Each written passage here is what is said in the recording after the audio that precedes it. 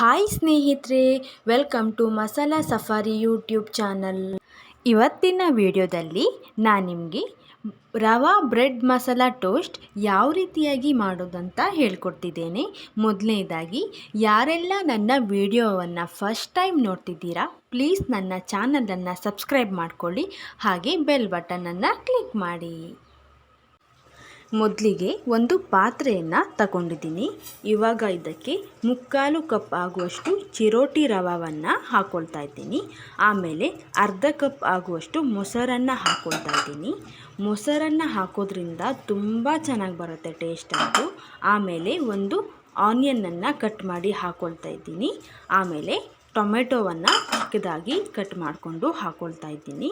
ಆಮೇಲೆ ನಿಮಗೆ ಖಾರಕ್ಕೆ ಅನುಸಾರವಾಗಿ ಹಸಿಮೆಣಸನ್ನು ಹಾಕ್ಕೊಳ್ಬೇಕು. ಆಮೇಲೆ ನಾನಿಲ್ಲಿ ಕ್ಯಾರೆಟನ್ನು ಹಾಕ್ಕೊಳ್ತಾ ಇದ್ದೀನಿ. ನಿಮಗೆ ಯಾವುದು ವೆಜಿಟೇಬಲ್ಸ್ ಬೇಕು ಅದನ್ನು ನೀವು ಹಾಕ್ಕೊಳ್ಬೋದು. ಆಮೇಲೆ ಕೊತ್ತಂಬರಿ ಸೊಪ್ಪನ್ನು ಹಾಕ್ಕೊಳ್ತಾ ಇದ್ದೀನಿ.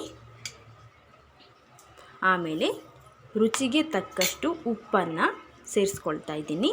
ಇವಾಗ ಇದನ್ನು ಚೆನ್ನಾಗಿ ಮಿಕ್ಸ್ ಮಾಡ್ಕೊಳ್ಳೋಣ. ನಾನಿಲ್ಲಿ ಕ್ಯಾರೆಟ್ ಮಾತ್ರ ಹಾಕ್ಕೊಂಡಿದ್ದೀನಿ. ನೀವು ಬೇಕಿದ್ದರೆ ಬೀನ್ಸ್ ಕೂಡ ಹಾಕ್ಕೊಳ್ಬೋದು. ಇಲ್ಲಾಂದರೆ ನಿಮಗೆ ಯಾವುದು ವೆಜಿಟೇಬಲ್ ಇಷ್ಟ ಆ ವೆಜಿಟೇಬಲ್ಸನ್ನು ಹಾಕ್ಕೊಳ್ಬೋದು. ಸ್ವಲ್ಪ ನೀರನ್ನು ಹಾಕಿ ಇದನ್ನು ಚೆನ್ನಾಗಿ ಮಿಕ್ಸ್ ಮಾಡ್ಕೊಳ್ತಾ ಇದ್ದೀನಿ. ನೋಡಿ, ಇಷ್ಟು ಹದಕ್ಕೆ ಬರಬೇಕು. ಇವಾಗ ಇದು ರೆಡಿಯಾಗಿದೆ. ನೆಕ್ಸ್ಟ್ ನಾನಿಲ್ಲಿ 4 ಬ್ರೆಡ್ ಪೀಸಸ್ನ ಇಟ್ಕೊಂಡಿದ್ದೀನಿ. ಇದಕ್ಕೆ ಇವಾಗ ಇದನ್ನು ಸ್ಪೂನಲ್ಲಿ ನಿಧಾನವಾಗಿ ಸ್ಪ್ರೆಡ್ ಮಾಡ್ಕೊಳ್ಬೇಕು. ನೋಡಿ, ಹೀಗೆ ಸ್ಪೂನಲ್ಲಿ ಸ್ಪ್ರೆಡ್ ಮಾಡ್ಕೊಳ್ಬೇಕಾಗತ್ತೆ.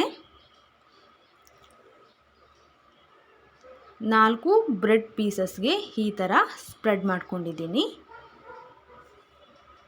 ಒಲೆ ಮೇಲೆ ನಾನಿಲ್ಲಿ ಪ್ಯಾನನ್ನು ಇಟ್ಕೊಂಡಿದ್ದೀನಿ.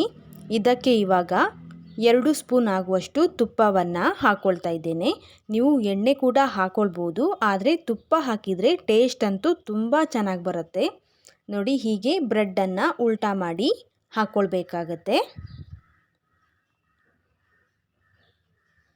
ಮೀಡಿಯಮ್ ಫ್ಲೇಮಲ್ಲೇ ಇರಲಿ ಗ್ಯಾಸ್, ಜಾಸ್ತಿ ಇಡಲಿಕ್ಕೆ ಹೋಗಬೇಡಿ.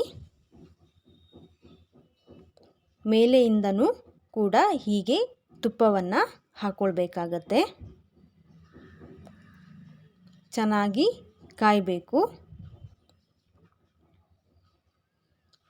ಸಂಜೆ ಟೈಮಲ್ಲಿ ಟೀ ಕಾಫಿ ಜೊತೆಗೆ ತುಂಬ ಬೆಸ್ಟ್ ಕಾಂಬಿನೇಷನ್ ಇದು.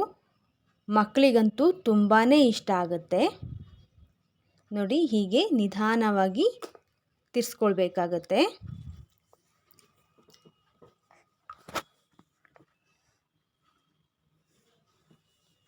ಚೆನ್ನಾಗಿ ರೋಸ್ಟ್ ಆಗಬೇಕು, ಅಲ್ಲಿವರೆಗೂ ಇದನ್ನು ಕಾಯಿಸಬೇಕಾಗುತ್ತೆ.